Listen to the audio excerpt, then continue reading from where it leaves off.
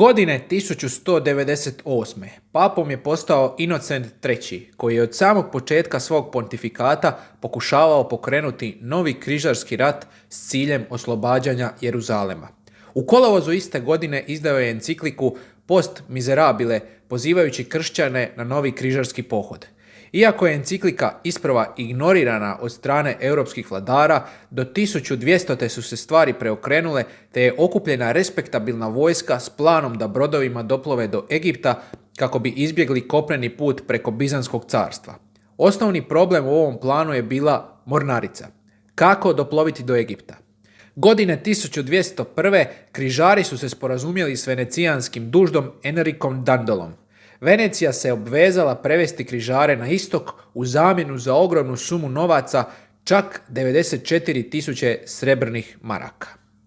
U proljeće 1202. su se križari uputili prema Veneciji, no određeni broj vojnika je samoinicijativno krenuo kopnenim putem prema Siriji i Palestini, što je smanjilo vojnu moć križarske skupine koja je došla u Veneciju, ali i njenu platežnu moć.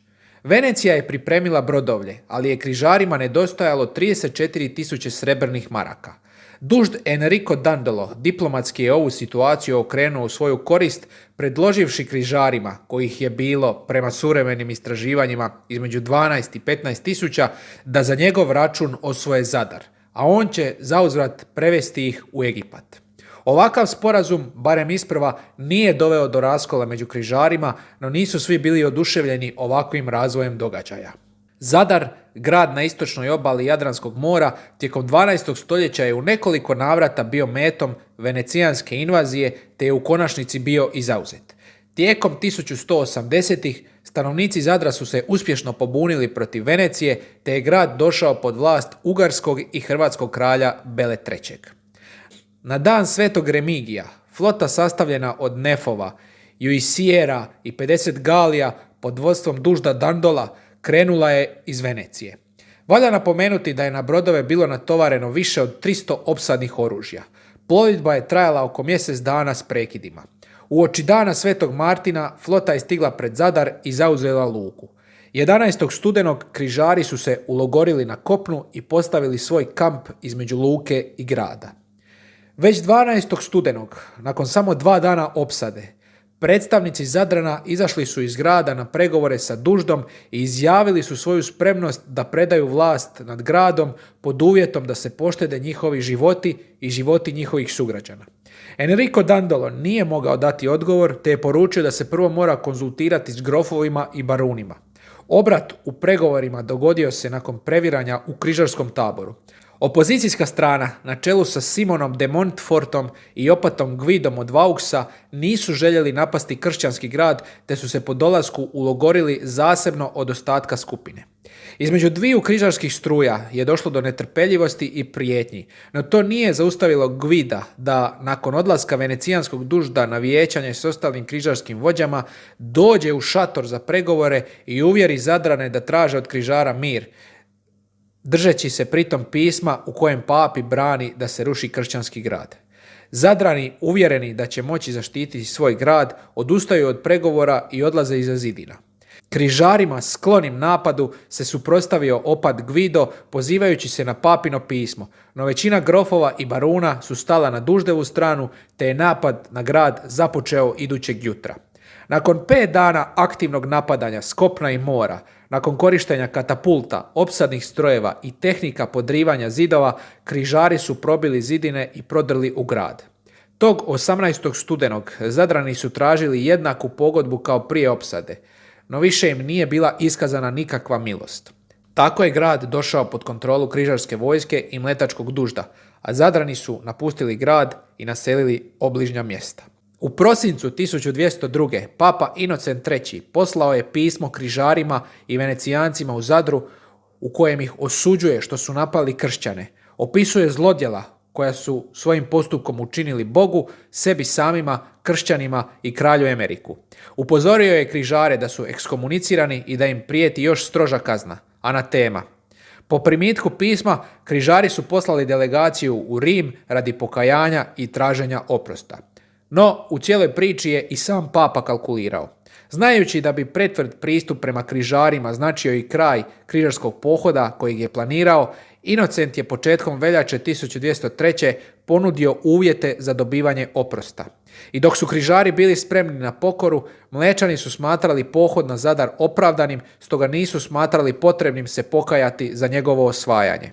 Iako je donijeta odluka da se Mlečani ekskomuniciraju, vođe križarskog pohoda, ponajprije Bonifacije od Montferrata, sačuvali su tu informaciju od ostatka vojske kako bi zadržali njen integritet.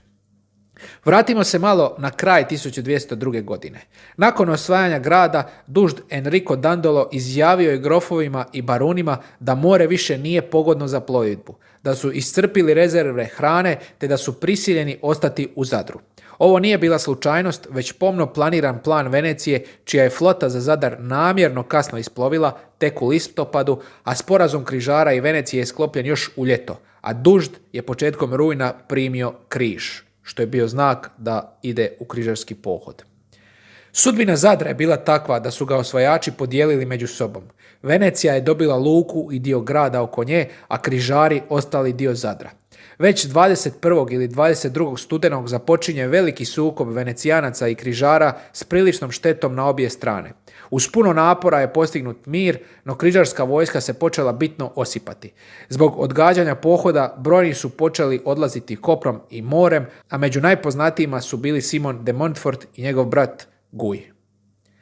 Zadar je tada postao poprište i diplomatske aktivnosti koja je direktno utjecala na nastavak četvrtog križarskog rata. 1. siječnja 1203. u gradu su se sastali poslanici križara, poslanici Filipa Švapskog i poslanici Aleksija Anđela, sina svrgnutog bizanskog cara Izaka Anđela. Ondje su križarski predstavnici upoznati s ponudom Aleksija Anđela, koji je tražio križarsku pomoć u borbi za prijestolje, a zauzvrat je nudio podčinjenje Konstantinopola Rimu, platio 200.000 srebrnih maraka i jamčio sudjelovanje 10.000 vojnika u pohodu na Svetu zemlju u roku od godinu dana.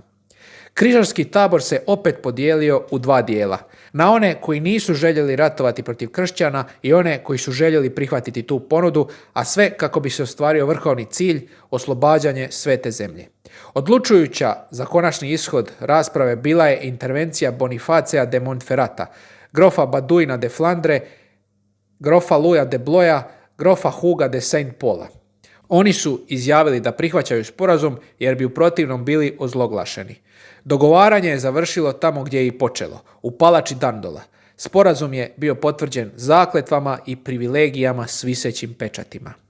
Nakon donošenja odluke i potpisivanja ugovora, križari i Venecijanci morali su dočekati u Zadru već odavno određeno vrijeme isplovljenja, oko Uskrsa 1203. kada je tamo morao doći i Aleksije Anđela. 7. travnja su bili nakrcani, križari su se nastanili u luci, a Venecijanci su razrušili grad, toranj i zidove, ali istodobno su izgradili tvrđavu na otoku nasuprot Zadru, odnosno Ugljanu. Na taj način je završila sramotna križarska epizoda u kršćanskom Zadru. Međutim, ona još sramotnija je tek počinjala. Ona koja je rezultirala križarskim osvajanjem Konstantinopola 1204. godine, što je dovelo do kratkotrajnog raspada Bizanskog carstva i animoziteta između katoličkog zapada i pravoslavnog istoka koji je potrajao do dana današnjeg.